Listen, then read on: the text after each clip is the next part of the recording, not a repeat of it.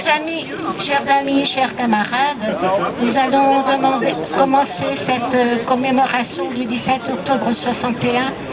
On va faire une petite prise de parole et après on va jeter quelques fleurs dans l'île. Et après nous allons aller vers la place du 17 octobre 1961 qu'on a obtenue en 2013. Bon. Et si après quelqu'un veut prendre la parole, la parole est libre. 17 octobre 1961, ni oubli, ni pardon. 17 octobre 61, le jour où un crime d'État a été commis par la police républicaine, sur ordre du préfet Maurice Papon, avec l'aval du chef du gouvernement. Ce soir-là, dans les rues de Paris, des centaines d'Algériennes et d'Algériens manifestant pacifiquement pour l'indépendance de leur pays ont été raflés, torturés, massacrés, noyés dans la Seine. Un nouvel épisode sanglant de la violence exercée pendant 132 ans par l'impérialisme français pour maintenir l'Algérie sous sa domination. 20 ans de silence sur les massacres des Algériens et des Algériennes.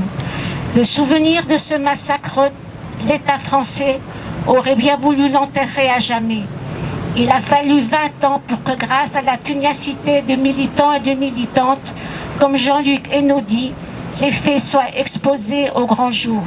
Et encore, toutes les archives n'ont pas livré leurs secrets bien gardés.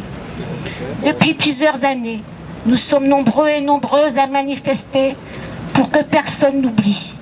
Une mémoire réactivée grâce à la mobilisation des jeunes issus de l'immigration des années 1980 qui faisait le lien entre le passé colonial et le présent des violences policières.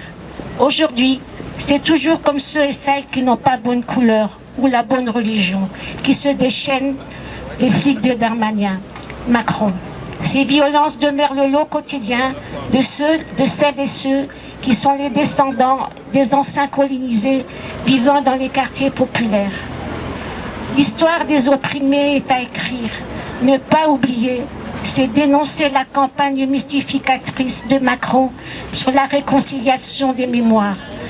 Comme l'exprimait à juste titre l'historien algérien Nordine Amara, notre guerre de libération n'a pas rompu un lien d'amitié à la France. Mais depuis 1830, la France n'est pas l'amie de l'Algérie. Elle en était l'occupant. Ne pas oublier, c'est exiger la vérité. Mais sans attendre de Macron et consorts qui défendent bec et ongle les intérêts de l'impérialisme français.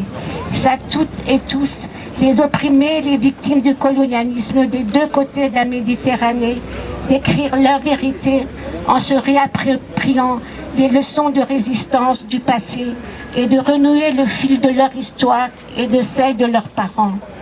Ne pas oublier, c'est se mobiliser pour combattre le colonialisme d'hier et d'aujourd'hui, au moment où l'extrême droite qui se sent le vent en poupe ose se réclamer ouvertement jusqu'à la tribune de l'Assemblée nationale du drapeau ensanglanté de la colonisation française et de son cortège d'assassinats et de tortionnaires. D'assassins plutôt. Plus que jamais, soyons nombreuses et nombreux dans la rue aujourd'hui pour dire non au racisme d'État et à toutes les entreprises coloniales et néocoloniales de notre impérialisme. Ni oubli, ni pardon.